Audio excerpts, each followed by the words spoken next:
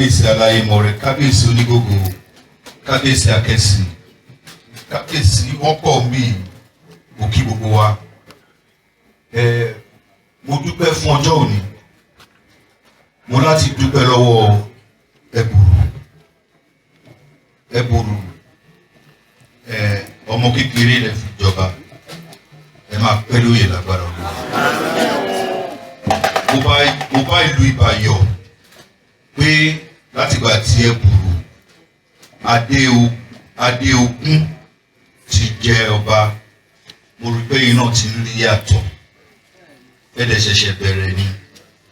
Wọ́n á sọ fún honourable commissioner, mo lè rò pé wọ́n á gbà pé ẹ̀rí bí kìíní ṣe dùn tó. Ọgbọ́n ṣe pàtàkì.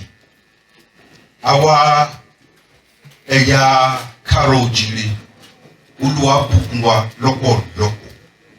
A ní ènìyàn, a ní ọgbọ́n, ṣùgbọ́n a máa ń jà jù. Ìjà yẹn wá jẹ́ kí ọ̀rọ̀ wa kún bó ṣe yẹ kó kún. Ẹ wo àwọn bàbá tí wọ́n ti làmìlaka tó ìpé ńgbà táwa ìgbọ́n kéré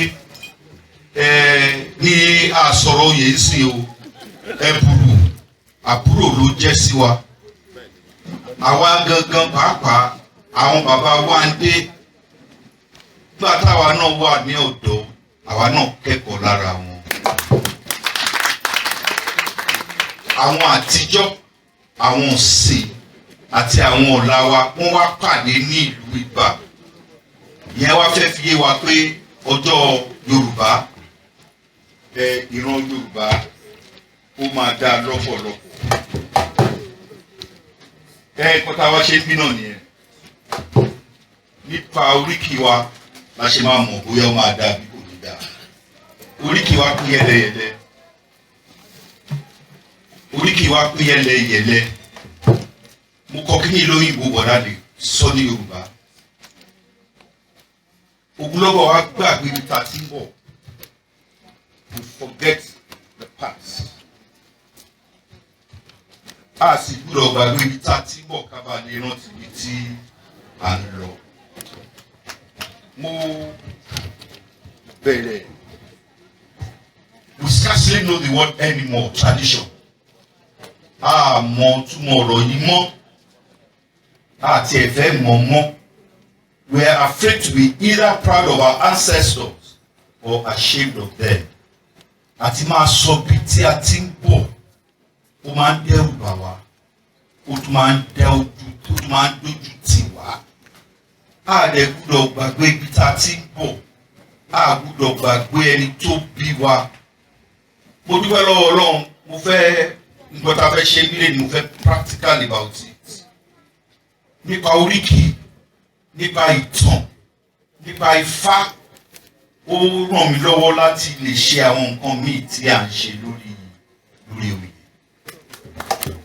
Mo dúpẹ́ lọ́wọ́ Olúwa pé kábíyèsí bíbire arútú olókun Ọ̀ràngún Ìlà wà ní ìjọ. Kò sí bí a ṣe ní fi ọ̀rọ̀ kanra wa, ṣùgbọ́n ọgbọ́n ta lè rí bẹ́ẹ̀ tó ṣe pé kábíyèsí wọn á rí pé tí mo ṣẹ̀ṣẹ̀ ń sọ ní gbàgede lẹ́nìí pé so nǹkan tó ń jẹ́ kí ọmọ ìyá mi máa ṣe sí mi bó ṣe ń ṣe sí mi nìyí. Wọ́n sọ lójú gbogbo èèyàn, wọ́n rìkọ́ọ̀dẹ̀ history ni. Kí là ń gbé tá à ń gbé nílẹ̀ Yorùbá? Kí là ń bára wa jà fún? Fún 100 ọdún ni a fi jà láàrin ara wa. 100 years we fought amongst ourselves. Nǹkan tí àwọn olóyìnbó máa ń pè ní dispersal wá ṣẹlẹ̀. Ọlọ́mọ ò mọ ọmọ mọ́, aláya ò mọ aya mọ́. Àwa ọmọ Ọ̀ràngún Ajagunlá Ifágbàmílà a lọ káàkiri gbogbo orílẹ̀-èdè Yorùbá. Bá ṣe wà lókè Ògùn, láwà níjẹ̀bú Ifẹ̀, láwà ládó Èkìtì, láwà káàkiri. Láwà káàkiri. Bẹ́ẹ̀ làwọn ọmọ Òròlú, àwọn Olúfọ́n. Bẹ́ẹ̀ làwọn ọmọ Aláyémọrẹ, ẹ̀tún gbọ́nbílẹ̀ ní ìtàn yẹn. Ṣùgbọ́n àwọn ọ̀gá mi kan wá sọ fún mi pé èmi náà dẹ̀ máa ń sọ ìtàn ò dúró sójú kan náà, àṣà ò dúró sójú kan náà. Tí a bá sọ pé àṣà bí àwọn baba ńlá wa ṣe ṣe ní 100 ọdún sẹ́yìn la ṣe fẹ́ ṣe nísìn, irú nǹkan tó ń ṣẹlẹ̀ ní ibà tí ẹ̀bùrú ṣe kò ní ṣẹlẹ̀. Aláti wo àṣà níbi ayé òde òní, kí ni àwọn èèyàn wá lè rí bẹ́ẹ̀? Bí mo ṣe sọ lẹ́ẹ̀kan, kí là ń gbé tá à ń gbé. Wọ́n wá ti fìyà jẹ wá, àwa onílé ọlọ́nà àgbọ́ra wáyé. Tẹ́ bá wo ìwé ìtàn ilẹ̀ Yorùbá tí Johnson kọ, ó ní bí Ọlọ́run ṣe bùkún àwọn Yorùbá tó, ó ní ọ̀rọ̀ ìjà náà ní wàhálà wọn. Ó ti kọ ìwé yẹn, ó ti lọ bí 100 ọdún sẹ́yìn, ó dẹ̀ ìwádìí sí kí ló ń ṣe wá, kí ni wàhálà wa. Bí mo ṣe ń sọ, kí là ń gbé là ń gbé. Mo rò pé nǹkan tí ẹ bùrù fẹ́ mú wá ní ibi ọ̀rọ̀ yìí nìyí. Mo ní yes, the essence of this day's lecture, I'm proud of my ancestors. Mo dúpẹ́ lọ́wọ́ bí mo ti wá. And I'm never ashamed of them. Ojú bí tí mo ti ń bọ̀ kò tì mí. Nítorí èmi ni ọmọ arútú olóògùn. Èmi ni ọmọ alòmísà òògùn. Èmi ni ọmọ ògbẹ́ ẹ̀gbẹ̀dá. Èmi ni ọmọ láǹso lóko òògùn lùgbẹ́lùgbẹ́lù. Èmi ni ọmọ kámú ilá jẹ, kámú ògùn kámú gbọmọ ìláyè. Èmi ni ọmọ alókè ládà. Èmi ni ọmọ alóko níkere. Èmi ni ọmọ aṣẹ àgbẹ̀ ọ̀gẹ̀dẹ̀ bí ẹni tí ò lébè kọ iṣu. Iṣu ń bẹ nílé, iṣu ń bẹ lóko. Ẹni pé mo ṣe ń kà á ní kábíyèsí kékeré arútú olókùn náà mírí. Àwọn èèyàn tẹ̀ wá ń sọ pé DNA mi àti kábíyèsí pé kò tiẹ̀ yẹ wọn. Àwọn kan sọ pé a ti jọra jù. Màá ní DNA of 700 years, 800 years ago. Oríkì ló pèpìlẹ̀. DNA ẹ ní láti ṣe DNA. DNA àwọn èèyàn ti sọ kí ló dé ẹ̀jẹ̀ jọra yín bẹ́ẹ̀ yẹn ẹ ṣe kíní kan. Nígbà tí àwọn èèyàn sọ pé àjọra wa bẹ́ẹ̀ yẹn, mo wá jẹ ọ̀rùngún ní òkè ìlá, ọmọ ìyá mi wà ní ìlá, màá wá máa bá a jà fún kí là ń jà fún. Kò nítumọ̀ bó ṣe mọ́, kò nítumọ̀ rárá. Mo dẹ̀ máa ń sọ fún àwọn èèyàn tí kábíyèsí bíbí Ọ̀ràngún là bá wà wájú, mi ní wà wájú ẹ̀ o. Kábíyèsí wọn dẹ̀ ti ṣàkíyèsí pé kò sígbà kankan tá a jọ wà ní àwùjọ àwọn lọ́balọ́ba tí mo wà níwájú orí rárá o, màá wà lẹ́yìn ẹ̀. Bọ́lá ń ṣe ta nìyẹn, kò sí nǹkan tá a fẹ́ ṣe ń pa ẹ̀. Nínú ilé mo máa ń sọ fáwọn èèyàn, èmi ni mo jẹ Ọ̀ràngún lókè là, ẹ̀gbọ́n mi wà láyé ńgbà tí mo jọba. Èmi ni mo jẹ Ọ̀ràngún. Kí là ń jà fún? Ìyá wa ń jẹ ogún lọ́wọ́ àwọn èèyàn wa. Ó wá jẹ́ kí mo tún wo dáadáa, oríkì. Wọ́n ti sọ ìtàn, wọ́n ti sọ. Mo lè descendant of the legend Odùduwà. I'm a proud bona fide son of the legendary Odùduwà. Incontrovertible through Ọ̀ràngún Ajagunlá Ìfagbàmílà. Ọ̀ràngún Ajagunlá wọ́n ṣe sọ ló bí Àmọ̀tágèsì. Àmọ̀tágèsì ló bí Ọ̀ràngún Ògbóyè. Ọ̀ràngún Ògbóyè ó ní màmá ẹ̀ àti màmá Alára àti màmá Ajérò tí wọ́n jọ jẹ́ ọmọ ìyá. Ọ̀ràngún Ajérò kì í ṣe pé ìdìkan náà ti jọ wà.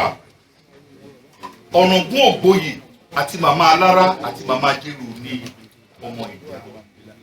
Ọ̀ràngún Ògbóyè jẹ́, nígbà tó Ọ̀ràngún Ògbóyè jẹ́ kò bí ọmọkùnrin. Nínú àwọn ọmọ Ògbóyè náà rántí mú ẹ tó máa jẹ Ọ̀ràngún ní Ìláyàrá.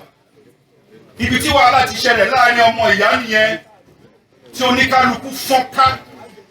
The struggle amongst princes òun ló fa òkè láti ìlà Ọ̀ràngún dé ní kí là ń jà fún, kí là ń gbé tá ń gbé. Ìdàgbàsókè ó wá jẹ́ kí n wá rò pé nígbà tí mo jọba o kí la fẹ́ ṣe, oríkì dẹ̀ pọ̀, oríkì orílẹ̀ wà, oríkì ta fi ń kí owó ó ṣe kí ni ó wà, oríkì ta fi ń kí bọ̀rọ̀kì ní èèyàn nílẹ̀ Yorùbá ó ṣe kí ni ó wà, oríkì orílẹ̀ nìkan kọ́ ló wà. Kí la lè mú jáde ńbẹ̀? Mo sọ fún honourable commissioner, mo ní kàn pé gbogbo àwọn èèyàn ńláńláńlá all over Yorùbá land, ẹ má jẹ́ ká ṣe ń bò mí mọ́, ẹ wò wọ́n tẹ̀ ti create auditorium, ẹ pé gbogbo wọn wá sí ibi ní ìbáṣẹ nǹkan lẹ́ẹ̀mejì lọ́dún, ìbáṣẹ nǹkan láàrin ọdún méjì, ọrọ̀ ajé wa á dún àṣẹ kí ni o, á tún máa lọ sókè sí i.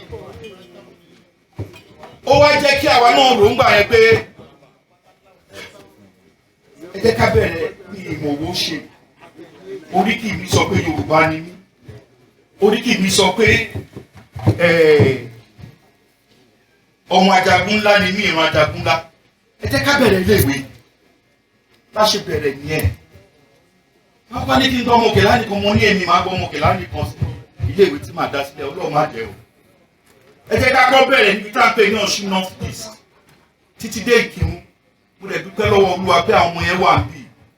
Tá a bá fi àwọn nǹkan tá a rí lára àwọn bàbá wa dé, tá a rí lọ́wọ́ ẹlẹ́bù ìbọn, òun ló ń jẹ́ káwa náà ṣe nǹkan tá à ń ṣe ní ọjọ́ òní. Onígógó tó fi ọwọ́ lé agbọ̀n yẹn lọ́ọ̀yà ni, láti Amẹ́ríkà ló ti wá kó tó jọba. Nǹkan le fún àwa náà ká tó jẹ́ Ọ̀ràngún lókèlá àti ẹ̀sùn bẹ̀rí fún ọ̀sẹ̀ kan. A dẹ̀ láti jẹ́ kí ìlú oníkálukú wá dàgbà sókè sí. Ẹ̀yin ọmọ Abọ́lárin Kọ̀lẹ̀jẹ̀ wá ṣeré díẹ̀ káwọn èèyàn orí ní kápító máa sọ̀rọ̀ lọ́wọ́.